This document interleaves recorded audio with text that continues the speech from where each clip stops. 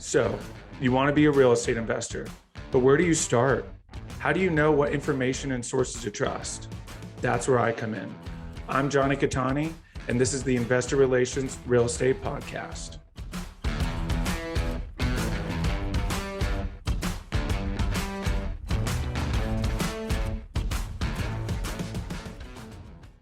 Hey guys, real quick, before we start, go to investwithcattani.com and download my free ebook, Is Commercial Real Estate Recession Proof?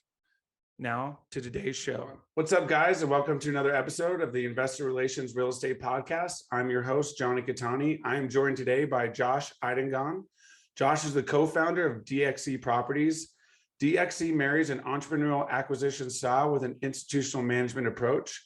They've acquired over $100 million worth of real estate and currently have $100 million worth of real estate under development. Josh, welcome to the show. Thank you. It's good to be here.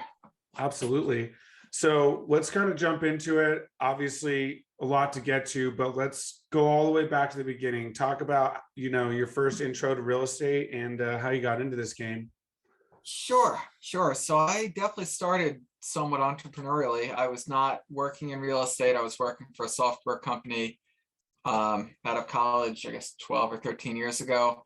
Always was attracted to like the simplicity of real estate, whether it be a single family or two family, pay down your mortgage, long-term ownership, all like the simple benefits that I think people are attracted to with real estate. I got connected to a property manager out in Cincinnati. I read a lot and I kept thinking, I could buy so much more. I live in New York. I live in Long Island, where real estate's nice and expensive. Taxes are super high. So I started thinking, economies of scale, all of those things. And I was connected with a property manager who found it ended up being a short sale, a 20-unit property, $175,000 in a suburb of Cincinnati. So I raised some money for that deal. I was, 25 years old at the time.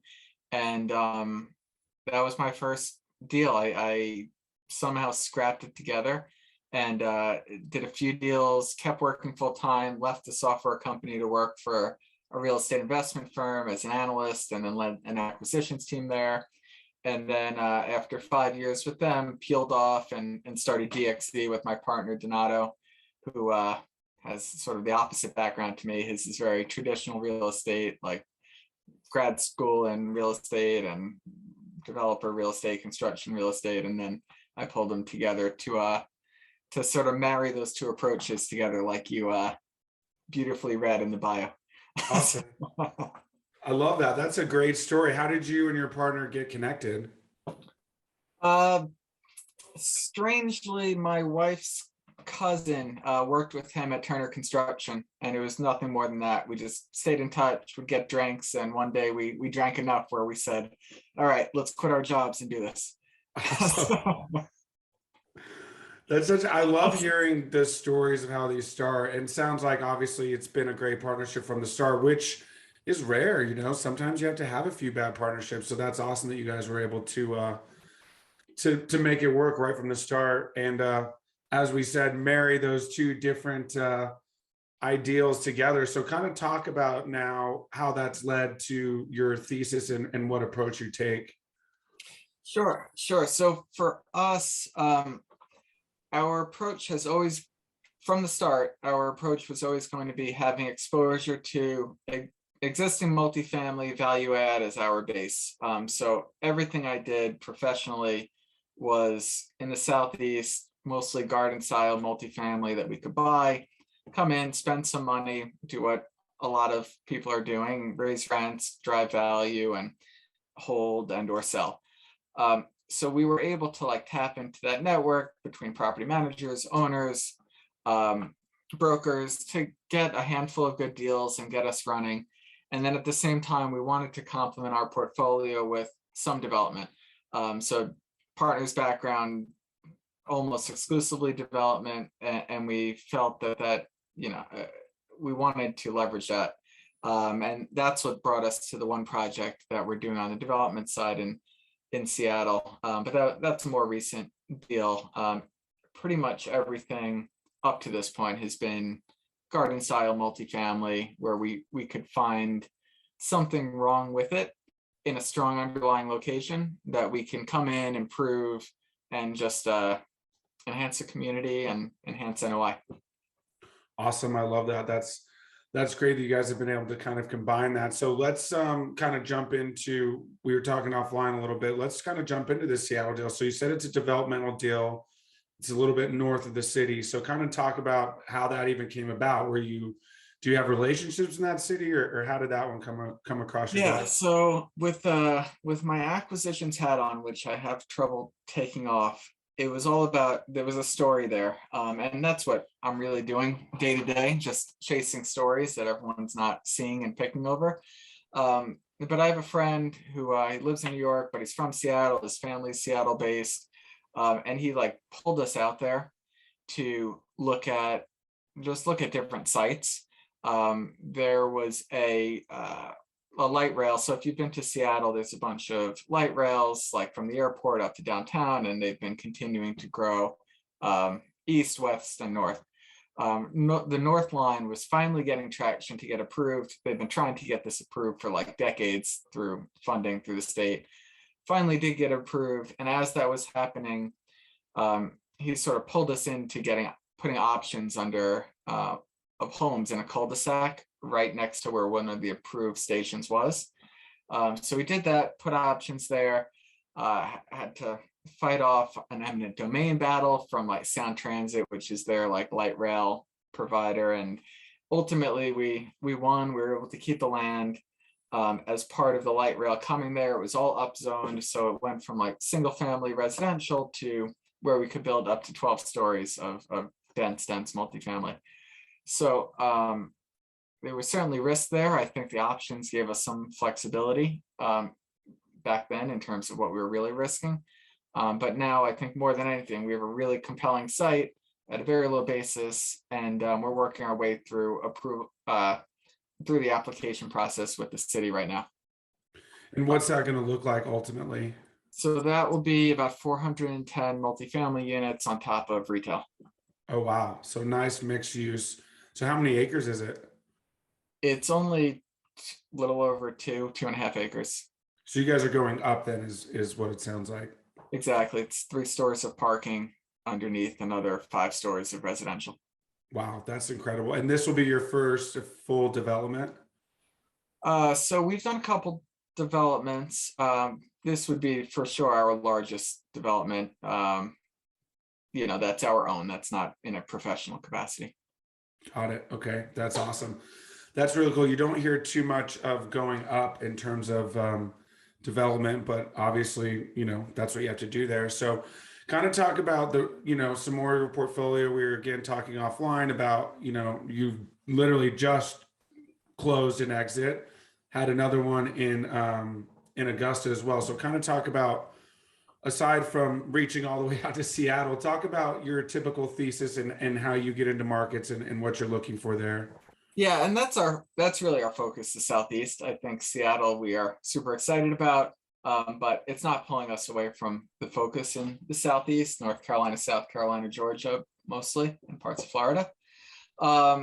It's growth oriented. It's what a lot of people are chasing. I think a little bit more landlord friendly, where you're just seeing population growth for affordability, lifestyle, combination of all of those things. Jobs. So I think what's been driving those exits more than anything else has just been efficiency of management. So the deal that we sold today was something we only bought 2.5 years ago, right in the heart of Charlotte. Only 30 units. I think we bought it at a good price. And it's in Uptown for those that are familiar with Charlotte, but we just were never operating it with like great efficiency. And we're seeing that we have other deals in our portfolio that are so much larger and just operate way more painlessly. Like we were literally jumping in there, leasing units if we were frustrated with our manager. And we're like looking at each other like, this is not a good use of our time.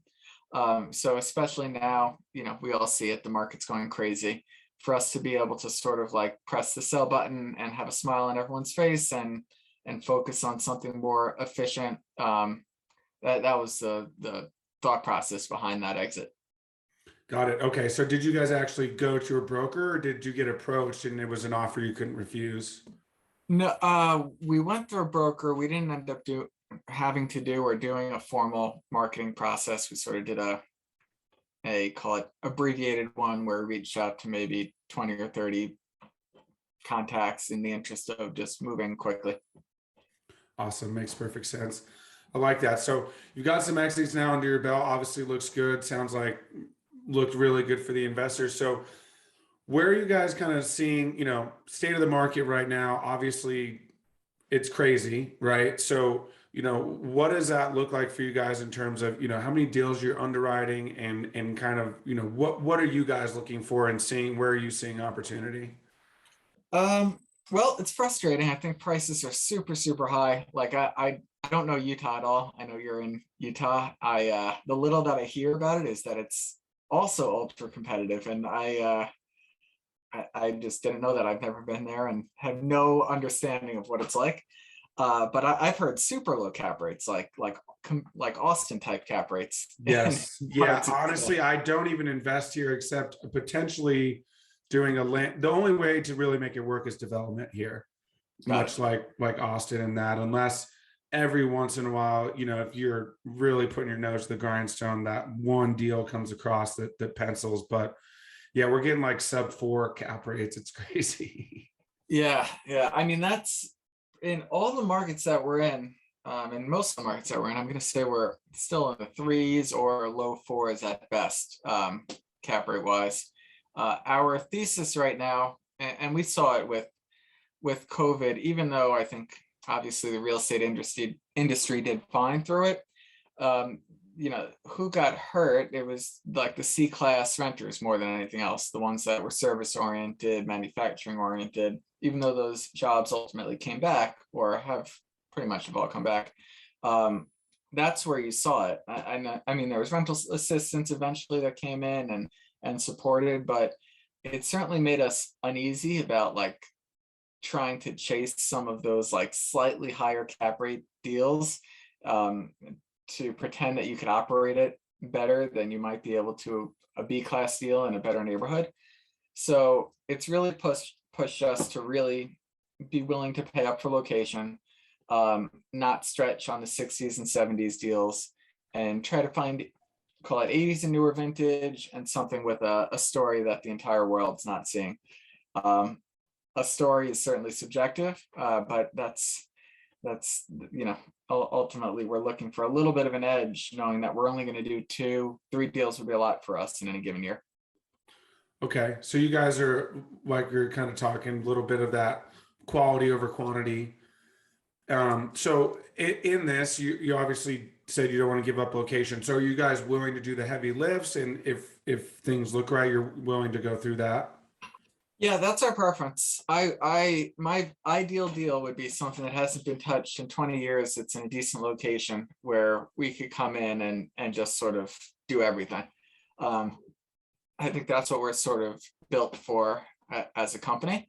However, we did buy end of last year, we bought a deal outside of, it's right outside of Hilton Head in Bluffton, which was a brand new deal, built by a local developer.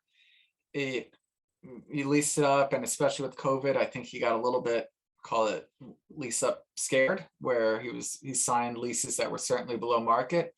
And we were able to buy it, and now we've been like killing it on that deal. And I'm a big believer, to the extent they exist, to go after those types of projects, because I think risk adjusted, it's like a very safe place to put money on the multifamily side. Absolutely. And shout out to Hilton Head. That's where my mom lives. So very familiar. Nice.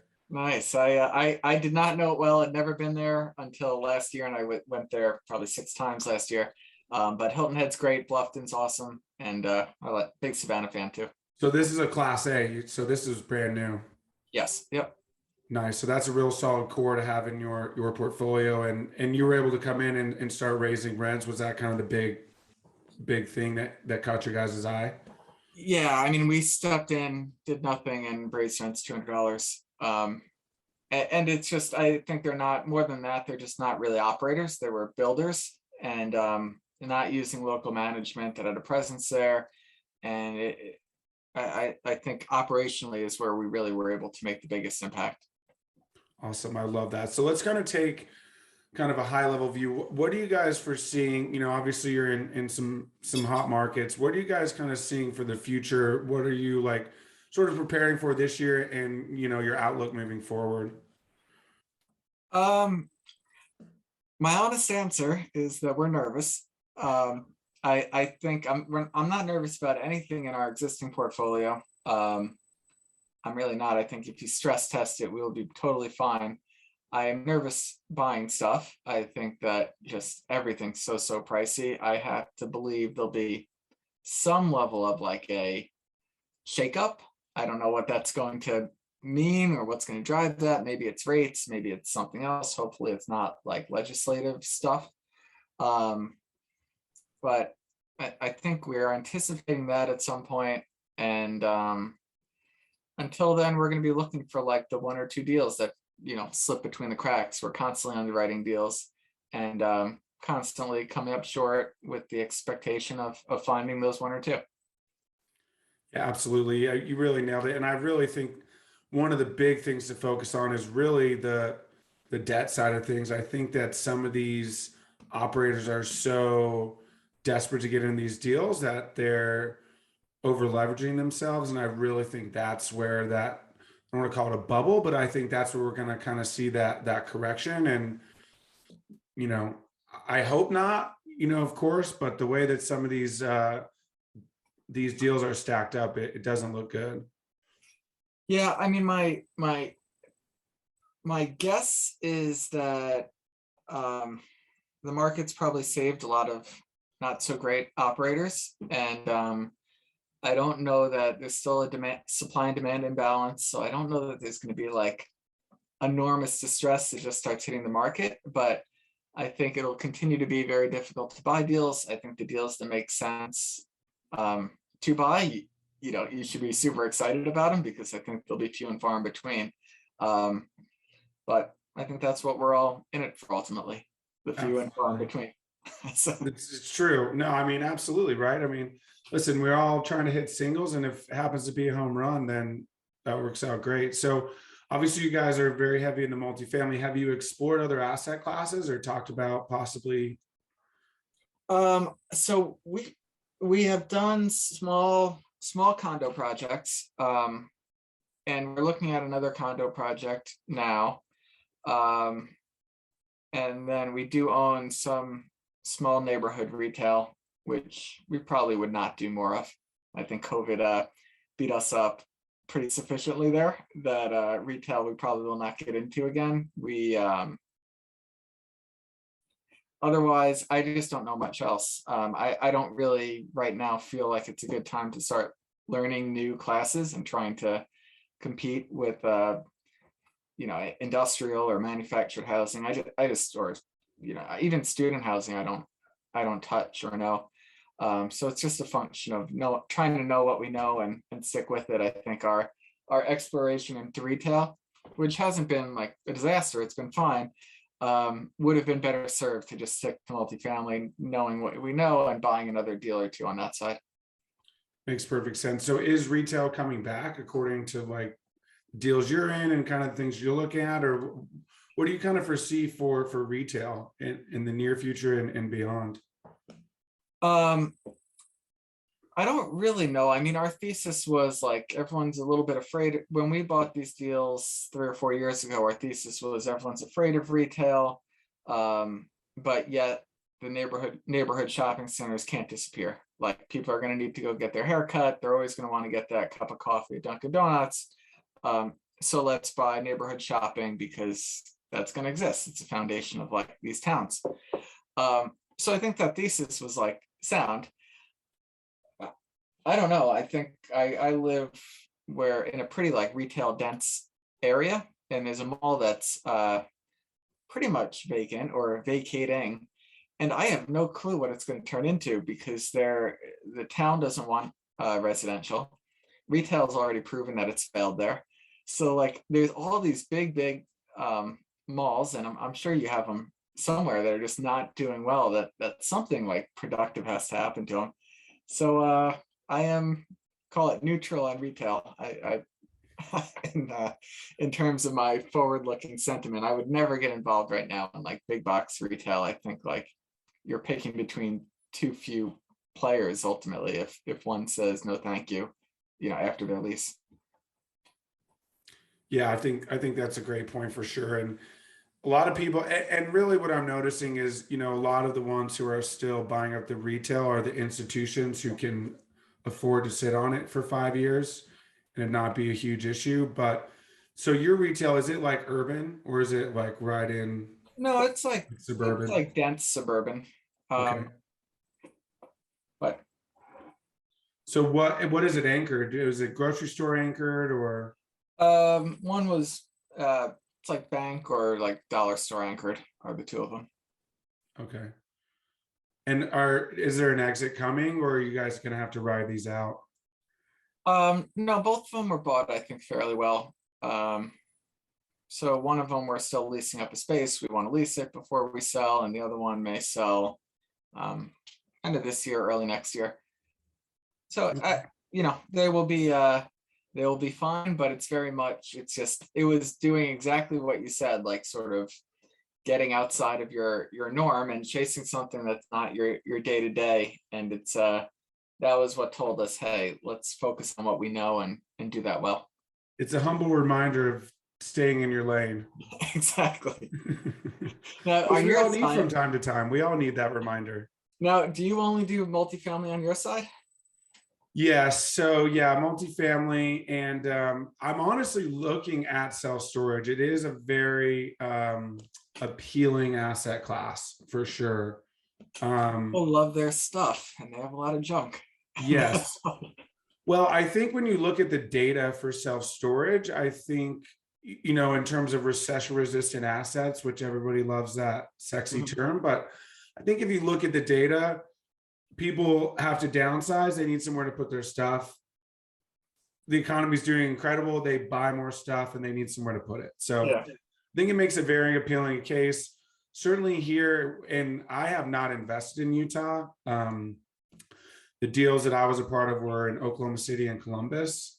Mhm. So again, like we were talking, if you're gonna do out here, you really have to do development and be willing, and set that expectation for your investors that, hey, like this is, what you're looking at. It's going to take some time.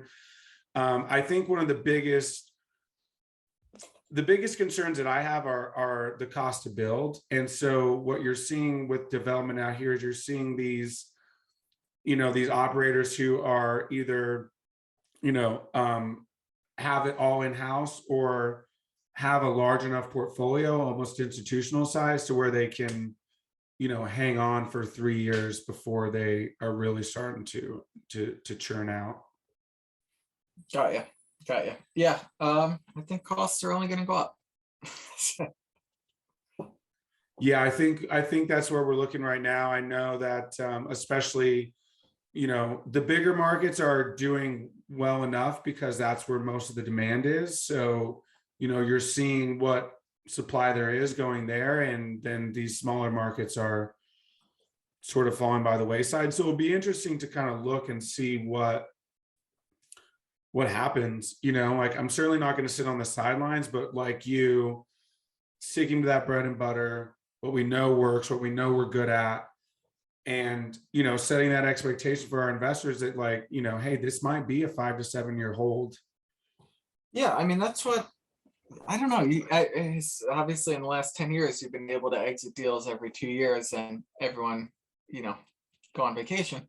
But historically, like that's a completely reasonable time frame. You should never, if you're going into a real estate deal intending to sell it in 2 or 3 years, I tend to think that's like should be an unrealistic expectation. Not to say it won't happen, and I think it's totally fine to manage to that type of business plan.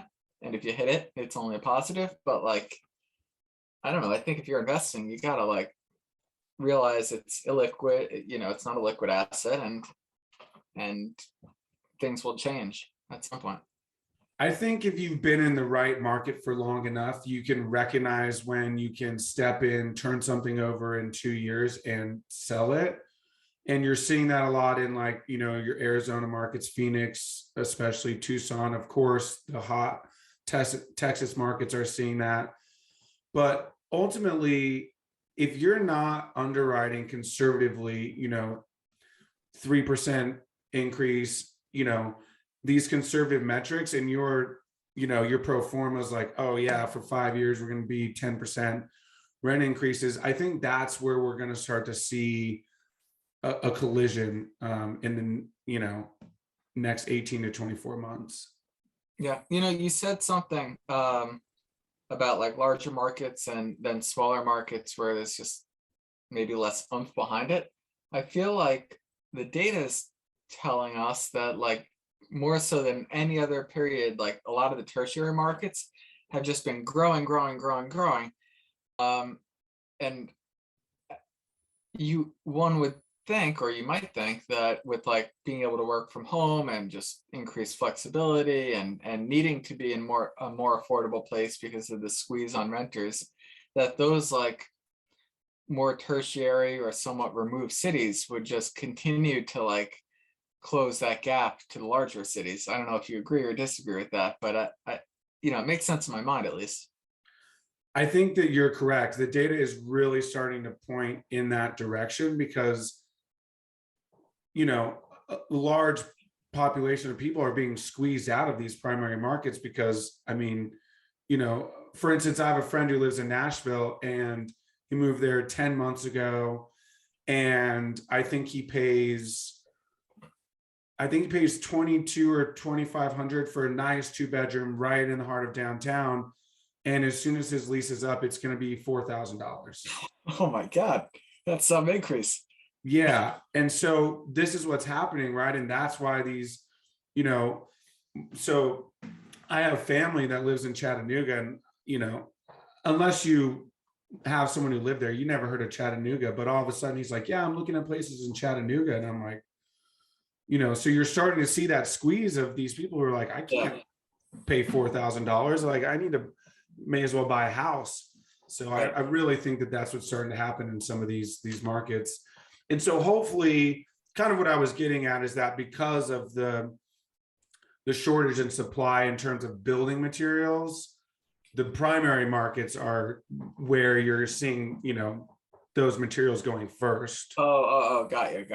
Yeah. So that's kind of what I was alluding to. But, hopefully the political landscape starts to work itself out and we start to see, I would really just like to see things kind of level out, in terms of that, and, where you do need to build, because we do have a shortage and it's good for us as investors. But ultimately, there is a part where it needs to balance out. Yep. Totally. Cool. Well, we're nearing the end here, but I have 5 questions that I ask every one of my guests. So the final 5 questions. So we'll get to those. First question is, what's the best advice you've gotten from a mentor?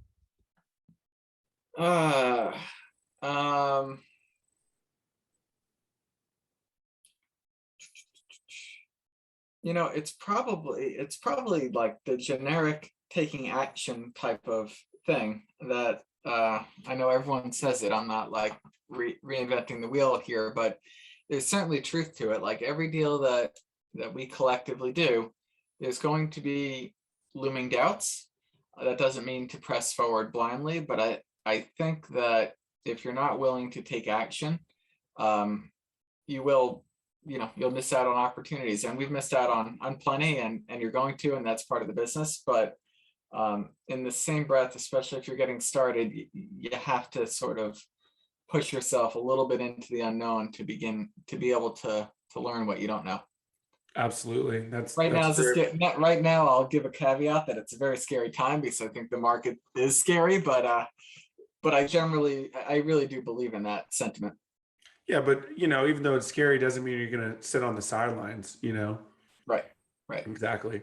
So what is it about your career that makes you feel like you're fulfilling your why? Ooh, that's good. I really like just the day-to-day challenge associated with owning your own business. I can tell you that there's no going back to not owning my own business at this point. And that's truly what it comes down to. There's all sorts of frustration that I deal with day to day. I mean, my why is very like family oriented and driven, but I think from a personal perspective, it complements the fact that I like the challenge and I like the growth aspect, and I like it for that reason. Love that. What's your favorite non-real estate or investment related book? Non-real estate? I have no clue. Sorry I don't know if you screened if you sent me these questions in advance. I have no clue on I did not know. Oh, No, good. it's Then I totally don't feel fine. bad. They're off the cuff. So if you don't read any non-real estate related books, that's totally fair. I was just given a book today, actually. He's an investor and friend of mine. He gave me Ray Dalio's new book, which I'm very interested to read. It's like, I forgot what it's called, but something about different countries and the rise and falls of different countries, and that should be interesting. So that's the most like topical book I've got for you. Fair enough. I love it. If you could have any superpower, what would it be? Oh, I'd love to fly to Nice. avoid airports. What's better than that? Yeah, absolutely. Couldn't agree more. Awesome. And last questions. What's the best way for people to get a hold of you and learn more? The best way is through my website, DXEproperties.com. There's a contact us page. You could schedule time on my or my partner's calendar. Happy to be a resource from any perspective, whether it's someone getting started or wants to learn more about us or anything in between. But appreciate you having me on. This is great. Absolutely. Yeah. Thank you so much for coming on. I really enjoyed it. Hey guys, thank you so much for watching today's episode. I hope you really enjoyed it. Listen, I know it's cliche and you hear it all the time, but please don't forget to like and subscribe to the channel so you know when the next video is coming out. Even though this is technically a daily podcast, you know it's coming out the next day. We have a ton of content coming your way. So please like and subscribe. It helps a ton. Leave comments. Would love to know what you guys think. And we will see you on the next one. Thanks so much.